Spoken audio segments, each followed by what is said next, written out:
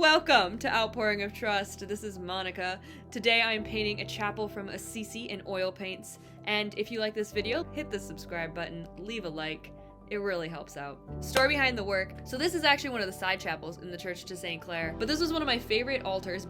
Because it was kind of small, you go to St. Peter's Basilica and it's just amazingly huge, but there's no way that you can actually paint anything like that and have it be as intimate as the Eucharist actually is. But it essentially is, this isn't the main church at all. And it just blows my mind as an American how little we do this in America.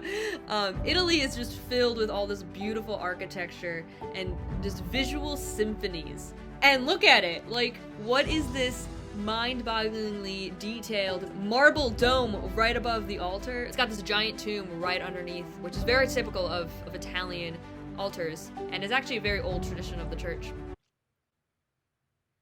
Church history?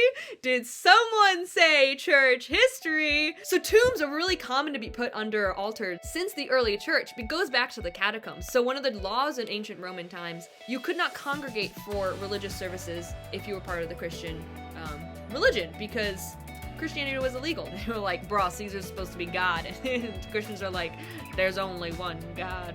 But the law of Rome said that you could honor your dead however you wanted. And so the Christians went to the catacombs and said masses on tombs because they were there to honor the dead. I mean, I don't know if you know this, but every mass is offered up for a specific intention, and it's usually for the soul of somebody who has died. It can be for the living, which is chill, cool, but it's originally supposed to be for the dead. So when they would say mass on a tomb, it's praying for that soul. Very obvious and right away. And so it became very quickly, once you started getting all the martyrs.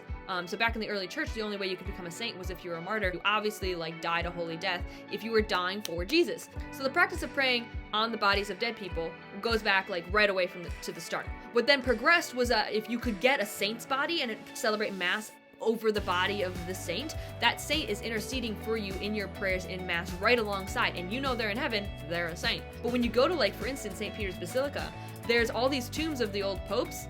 Not all of them are saints, but they're still under the altar, and it would be just it makes sense because the catacombs are literally under St. Peter's Basilica that they keep that tradition on the longest. So I have no idea who's under the altar.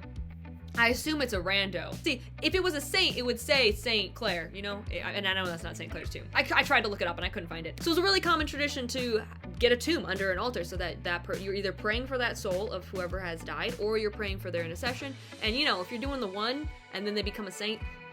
See, the plot twist is that America does this as well. We just have little reliquaries things. Sometimes it's worked into the altar, this door that you can pull out and put a relic. That's why the priest kisses the altar, actually, when he starts mass. So when you venerate a relic, you kiss it.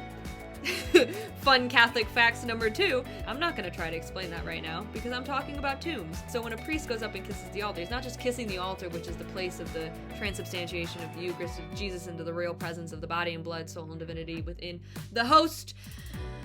He's kissing it also because there's a saint under there. So it's called The Restless Heart at Rest, because that's what I felt when I was in the chapel when I was there, but I didn't name it until the painting was done. Your eye travels through the painting back and forth, up and down, and it's kind of like you're breathing.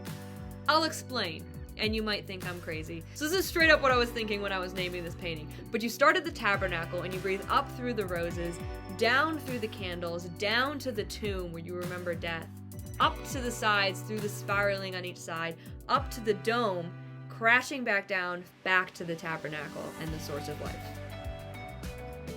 And that's it. So this was an oil painting done on an 11 by 14 canvas that I built and stretched myself. And I'm out of time, so I can't talk brushes and paints. But if you want to hear that, sort of my more artistic process instead of random Catholic facts, let me know in a comment. And while you're down there, hit the subscribe button. Have a great day, everyone.